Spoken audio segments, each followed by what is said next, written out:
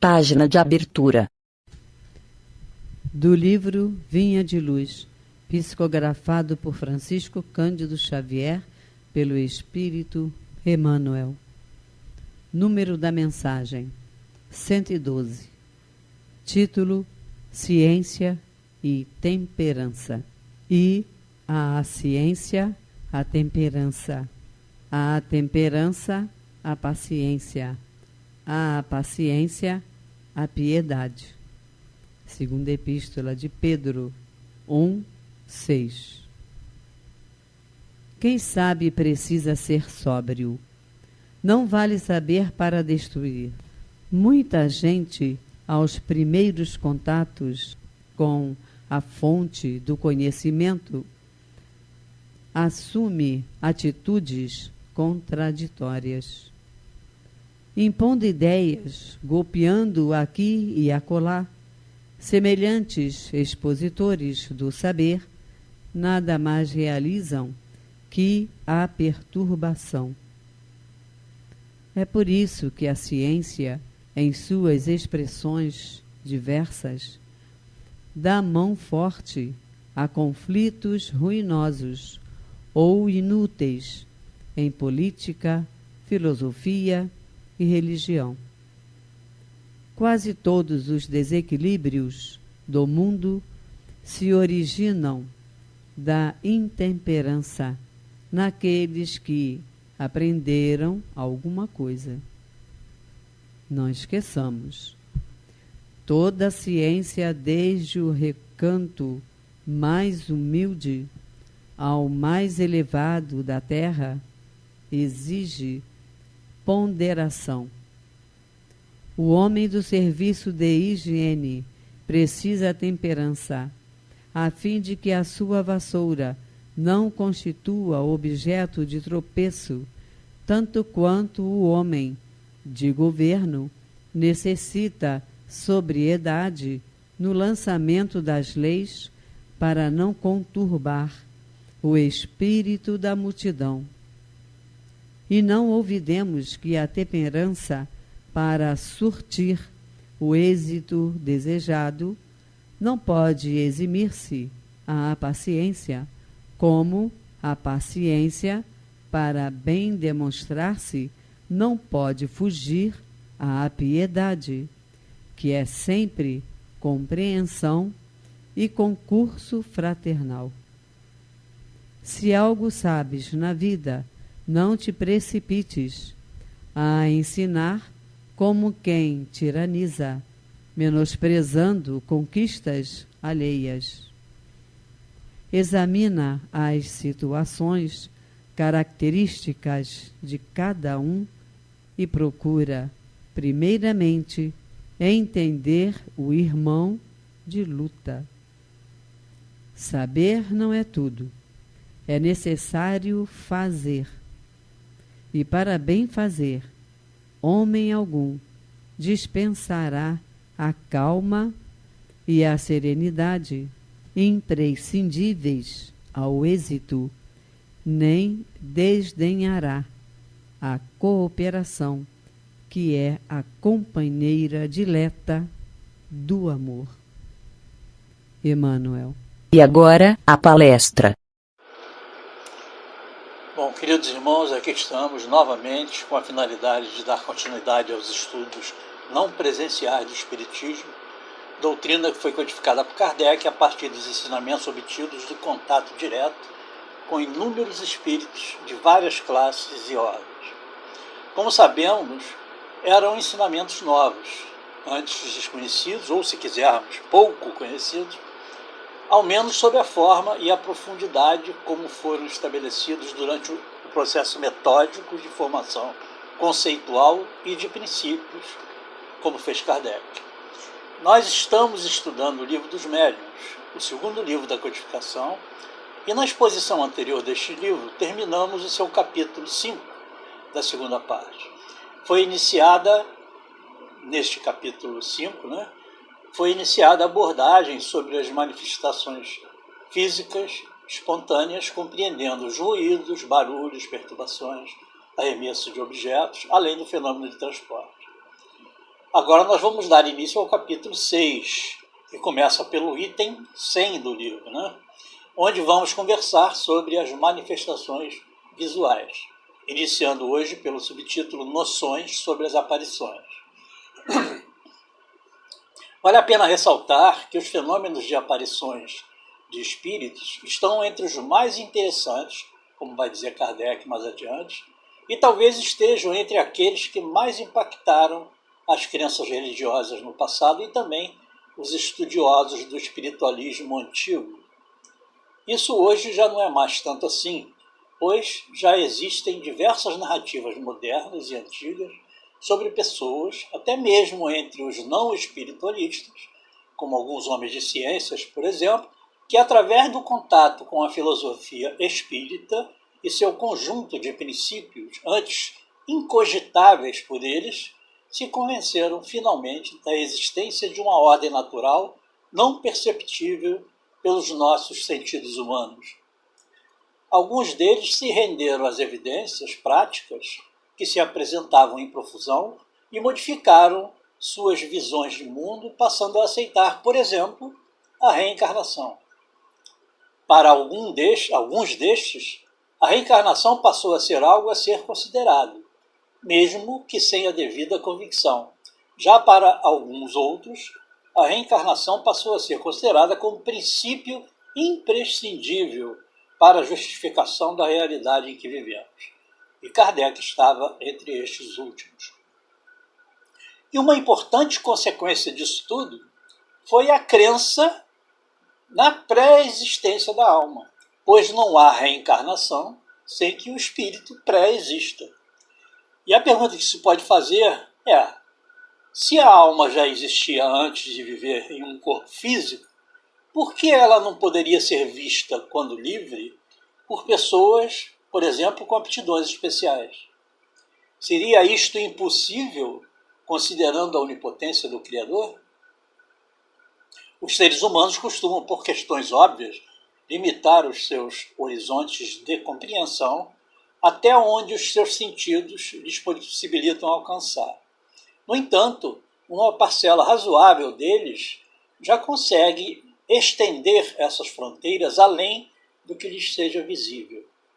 Uns com plena convicção, outros pelo menos aceitando as hipóteses como possibilidades, o que já é um bom passo. Nem é preciso demonstrar o papel do espiritualismo e do espiritismo nesse mistério. Nós já o sabemos. Vamos então passar ao item 100 do Livro dos Médiuns, que nos cabe estudar hoje, e nós vamos estudar hoje até a 10ª pergunta, dentre 30 que Kardec fez aos espíritos. Vamos lá, o título do capítulo 6 é das manifestações visuais, e os subtítulos que o contêm são Noções sobre as aparições, que nós vamos ver hoje, como já disse, Ensaio teórico sobre as aparições, Espíritos glóbulos e Teoria da alucinação. Na introdução do capítulo e do item 100, Kardec explica como o item será composto. Vejamos o que ele diz. De todas as manifestações espíritas, as mais interessantes, sem contestação possível, são aquelas por meio das quais os espíritos se tornam visíveis. Pela explicação deste fenômeno, se verá que ele não é mais sobrenatural do que os outros. Vamos apresentar primeiramente as respostas que os espíritos deram acerca do assunto. Ou seja, Kardec vai iniciar o item 100 apresentando a transcrição de diálogo feito com os espíritos, para em seguida, como veremos nas exposições seguintes, entrar no estudo das teorias que se aplicam às aparições. A primeira pergunta foi a seguinte: podem os espíritos tornar-se visíveis? Como não poderia deixar de ser, Kardec começa pelo começo, por assim dizer. Primeiramente, procurando saber se os espíritos podem realmente surgir à nossa frente. E os espíritos próprios respondem: podem, sobretudo durante o sono. Entretanto, algumas pessoas os veem quando acordadas, porém isso é mais raro. Aí Kardec coloca uma nota com o seguinte teor: enquanto o corpo repousa, o espírito se desprende dos laços materiais, fica mais livre e pode mais facilmente ver os outros espíritos, entrando com eles em comunicação. O sonho não é senão a recordação desse estado. Quando de nada nos lembramos, diz-se que não sonhamos, mas nem por isso a alma deixou de ver e de gozar da sua liberdade.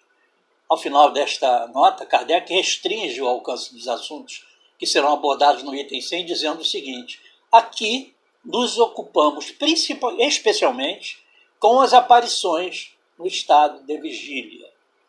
Ou seja, as aparições em sonho não farão parte das abordagens do capítulo, né? Nós estamos entrando, conforme ele vai ratificar no item 101, né? Numa posterior exposição. Embora tudo se aplique também às aparições ocorridas durante o sono do corpo, como ele também diz lá no item 101, que nós vamos ver mais em outro dia, né? Numa outra exposição. A segunda pergunta: pertencem mais a uma categoria do que a outra os espíritos que se manifestam fazendo-se visíveis? Ou seja, digamos, eles pertencem mais à classe inferior, de espíritos inferiores do que a de superiores, ou o inverso? Respondem os espíritos: não. Podem pertencer a todas as classes, assim as mais elevadas como as mais inferiores. Terceira pergunta: a todos os espíritos é dado manifestarem-se visivelmente? Todos o podem, mas nem sempre têm permissão para fazê-lo ou o querem. E eu adianto a vocês que, ou nem sempre é possível também, né? Por questões de aptidão da pessoa a quem ele queira se mostrar, e isso nós vamos ver em outras exposições. Por exemplo, na pergunta 26, desse contexto do item 100, existe a questão que é abordada a respeito exatamente dessa aptidão dessas pessoas a quem eu estou me referindo. E lá quando chegar lá, nós vamos ver isso, numa outra exposição. Mas, mantendo a resposta atual dos espíritos, todos o podem, mas nem sempre têm permissão para fazê-lo ou o querem, quer dizer, ou querem fazê-lo. Quarta pergunta: que fim objetivam os espíritos que se manifestam visivelmente? Aqui a pergunta é genérica, com relação à qualidade dos espíritos. Não está perguntando que tipo de espírito, né? Qual o fim de determinado tipo de espírito. Não é essa a pergunta. Que fim objetivo eles? Isso depende, responderam os espíritos. De acordo com as suas naturezas, o fim pode ser bom ou mau, né? Quinta: como lhes pode ser permitido manifestar-se quando para mau fim? Aqui sim, ele qualificou a pergunta, ele especificou, né? Se o espírito tem um objetivo mau, ruim, como é que Deus permite que ele se manifeste, né? Nesse caso, respondem os espíritos, é para experimentar os a quem eles aparecem, né? Aqui nós estamos falando de aparições. Pode ser má a intenção do espírito e bom o resultado, né? Para qualquer questão da vida, no caso aqui nós estamos tratando de aparições, como eu frisei, mas em qualquer situação, quando um espírito mau consegue atuar sobre uma pessoa, agir sobre uma pessoa e tem com um fim mau, né? Um fim de prejudicar, né? De qualquer coisa nesse sentido, e obtém sucesso, e Deus permite, portanto, na verdade, o mal em si mesmo só está no ato e não no resultado. O resultado, que a gente não percebe antes, né? Não é pré-concebido, vamos dizer assim, né? Ele é bom sempre, senão não haveria, o fato não ocorreria. Deus não permitiria que algo ocorresse que não fosse útil ou bom para a evolução espiritual, correto? Sexta pergunta: qual pode ser o fim que tem em vista o espírito que se torna visível com má intenção? Mais ou menos nós já falamos, né? Já aqui a pergunta é específica, né? Para os de má intenção de novo, né? Qual o fim que eles têm em vista o espírito que se torna visível? Qual pode ser o fim que tem em vista o espírito que se torna visível com má intenção? Amedrontar e muitas vezes vingança. Esses seriam os dois motivos, as duas finalidades, segundo os espíritos apontaram aqui. Tem uma pergunta A nessa pergunta. Que visam os que vêm com boa intenção? Se existem os que têm más intenções, existem aqueles que têm boas intenções, né? Então, por que os de boas intenções fazem isso também? Ou seja, se tornam visíveis, né? A resposta dos espíritos: consolar as pessoas que deles guardam saudades. Eventualmente alguém da família, alguém que tenha saudade, um amigo, enfim. Provar-lhes que existem e estão perto delas. Isso é um conforto. Dar conselhos e algumas vezes pedir para si mesmos assistência. Nesses casos, é bom a gente lembrar uma situação que é de bom número a quantidade de narrativas de espíritos que se fazem visíveis pedindo ajuda. Isso a gente ouve falar muito. A doutrina, na revista Espírita, aparecem muitos relatos, né, nesse sentido. Ou consolando, espíritos que surgem para consolar seus parentes, né, como estava na resposta, que foi dada pelos espíritos, ou seus conhecidos, ou até mesmo pessoas estranhas, eventualmente, que se sintam necessitadas, né, e Deus permite que os espíritos apareçam e os consolem. Nas reuniões de desobsessão também é muito comum que médiuns videntes informem sobre a presença de irmãos sofredores rogando preces em seu benefício. Eles estão lá, né?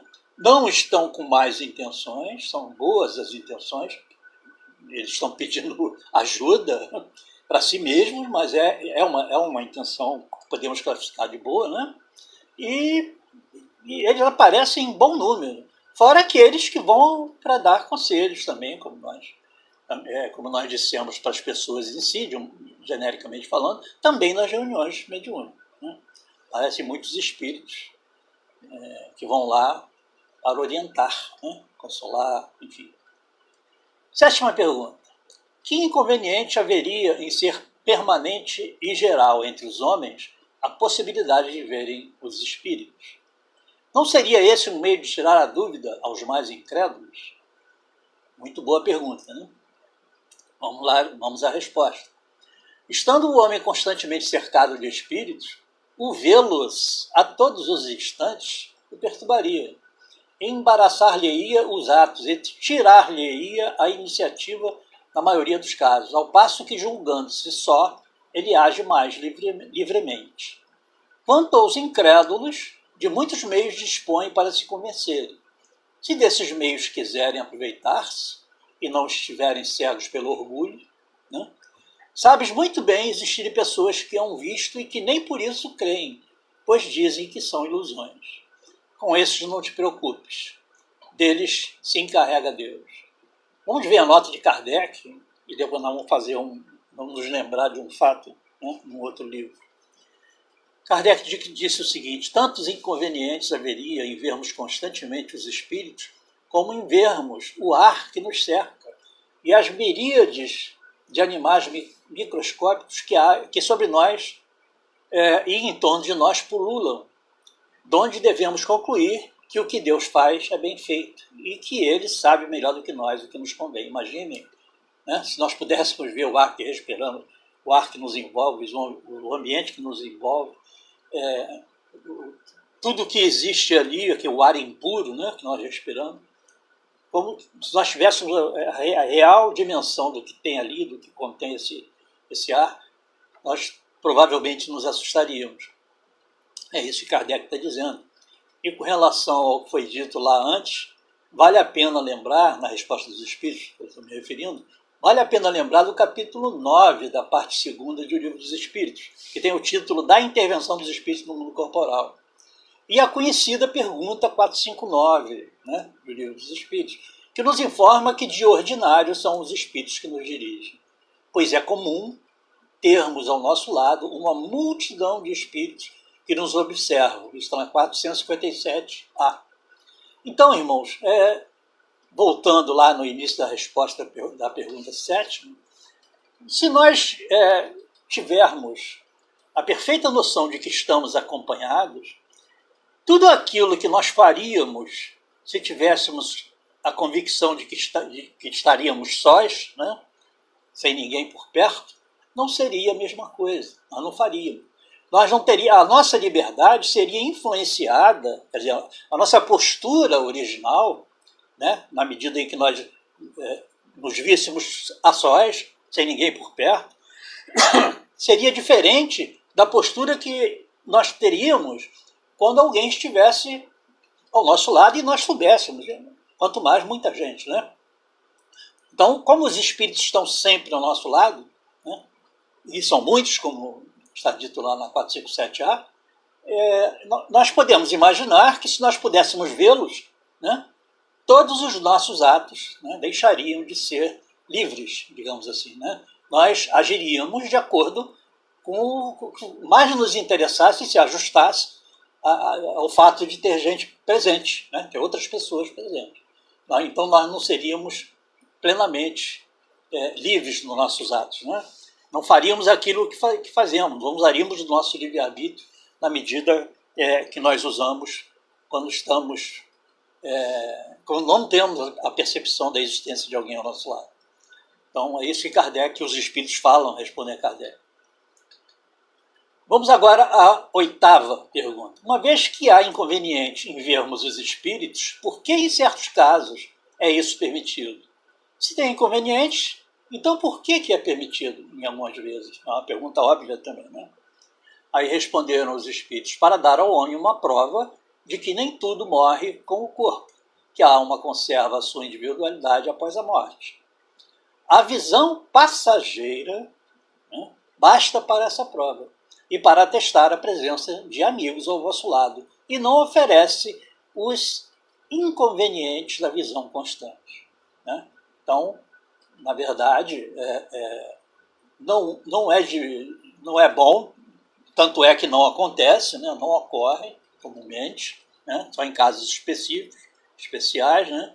O homem comum não vê os espíritos permanentemente, se os vê, né, os vê raramente, como foi dito, e uma visão passageira basta para essa prova, como está dizendo aqui. Os espíritos estão dizendo, não precisaria ficar as pessoas que não creem, eventualmente, né, para que tivesse uma prova da existência, né, da espiritualidade, que elas vissem os espíritos sempre. Então, isso faz a gente lembrar do caso narrado até pelo próprio Divaldo, né, dele próprio, quando mais jovem, que ele trabalhava num balcão de uma loja, e o dono estava lá na loja, ficava com ele, né? E ele atendendo ao balcão, às vezes, atendendo clientes que o patrão dele não via. Ele conversava com os espíritos como se clientes fossem, né? sem eu saber. Provavelmente, nessa época, ele não tinha ainda as facilidades que a experiência traz, né? De perceber, né? Que se trata de um espírito, né? Que apareceu para ele, e não uma pessoa. E hoje talvez isso não ocorra mais dessa forma. Ele deve fazer a distinção com mais facilidade. E isso causou até muito problema, ele narra, né? Ele chegou a ser até demitido, julgado como um maluco, né? Mas enfim, e cada caso é um caso. E quando acontece, como nós já dissemos antes, há um objetivo, e esse objetivo está sob os domínios do Criador, né? Nós não poderíamos justificar, em hipótese alguma, fazendo alusão a qualquer coisa que fosse, para justificar que uma pessoa possa ou não ver mais a miúde os espíritos do que outra. Isso é uma questão individual e de necessidade de cada um, e de permissão de Deus, né? Vamos lá, 9ª pergunta. Nos mundos mais adiantados que o nosso, os espíritos são vistos com mais frequência do que entre nós? Essa é uma pergunta que tem uma certa obviedade, né?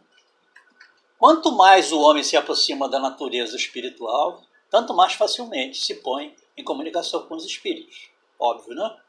A grosseria do vosso envoltório é que dificulta e torna rara a percepção dos seres eternos. Nos mundos mais elevados, a condição dos perispíritos possibilita esse contato com o mundo espiritual com muito maior facilidade, e nós aprendemos isso durante a nossa os nossos estudos doutrinários, né? Os espíritos nos revelaram isso, né, nos livros da codificação. Em alguns destes mundos, né, inclusive, os perispíritos são constituídos de matéria tão etérea que a liberdade dos espíritos lá encarnados, se assim nos podemos expressar, que é até difícil, né, falar dessa forma, é tão grande que as suas condições de vida não podem sequer ser expressadas ou compreendidas por espíritos como nós, né? Nós podemos ver isso lá no item de O Livro dos Espíritos que trata da encarnação nos diferentes mundos. Vamos então agora à 10ª e última pergunta dessa sequência inicial, né? Vai continuar na próxima exposição sobre o Livro dos Médiuns. A 10ª é a seguinte: será racional assustarmos-nos com a aparição de um espírito? Essa é uma questão que afeta muita gente, né? Mas vamos lá, vamos ouvir primeiro a resposta dos espíritos. Kardec depois faz uma nota interessante. Quem refletir deverá compreender que um espírito qualquer que seja é menos perigoso do que um vivo. É uma coisa óbvia, né? Uma pessoa, um espírito encarnado, né? Uma pessoa, digamos assim, má, né? Um espírito mau, né? Encarnado, é muito mais perigoso do que um espírito mau desencarnado, né? Perigoso, assim, no sentido imediato, né? No sentido atual para nós, né? Demais, podendo os espíritos como podem ir a toda parte, não se faz preciso que uma pessoa os veja para saber que alguns estão ao seu lado. Nós já falamos sobre isso. O espírito que queira causar dano pode fazê-lo, e até com mais segurança, sem se dar a ver.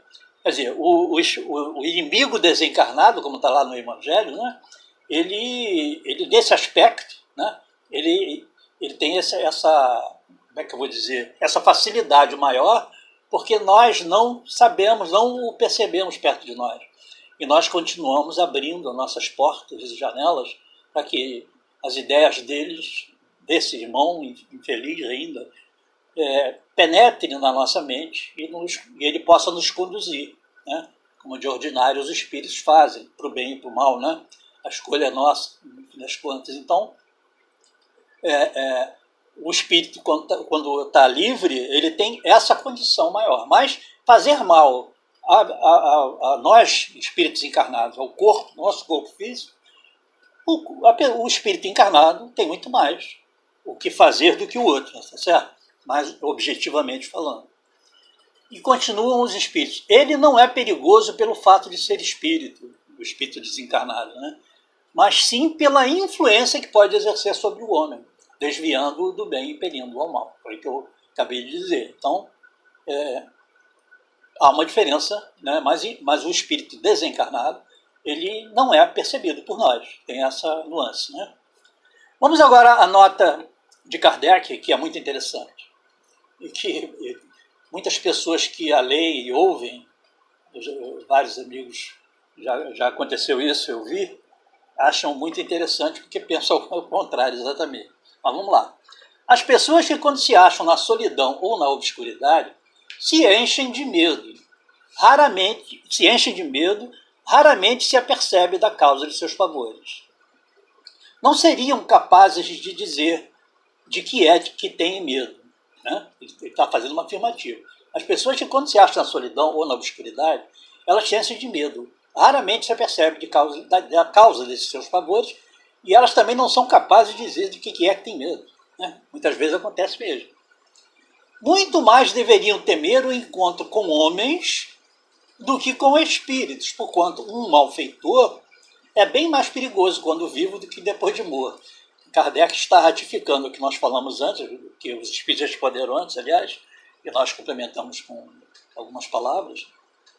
E ele aqui está ratificando e está dizendo para essas pessoas que é muito pior, né? Se for um espírito encarnado, né? Tem muito mais possibilidade, né? Se forem malfeitores, obviamente, de fazerem mal a ele do que um espírito desencarnado, né? Um encarnado do que um desencarnado. Aí ele conta um caso, é esse caso que eu estava me referindo, que muita gente imagina o contrário, enfim, vamos lá. Uma senhora do nosso conhecimento teve uma noite, em seu quarto, uma aparição tão bem caracterizada que ela julgou estar em sua presença uma pessoa. E a sua primeira sensação foi de terror. Ela deve ter imaginado: caramba, tem alguém aqui no meu quarto, o que eu faço? Será que é um malfeitor? Enfim, qualquer coisa assim passou pela cabeça dela. Certificada de que não havia pessoa alguma, ela disse: parece que é apenas um espírito. Posso dormir tranquila. Esse finalzinho aí, a maioria das pessoas com as quais a gente conversa sobre essa historinha, essa narrativa de Kardec, dizem exatamente o contrário. É aquele início, né, da nota de Kardec, e os próprios espíritos falam que as pessoas ficam com um medo instintivo do escuro, que tem a ver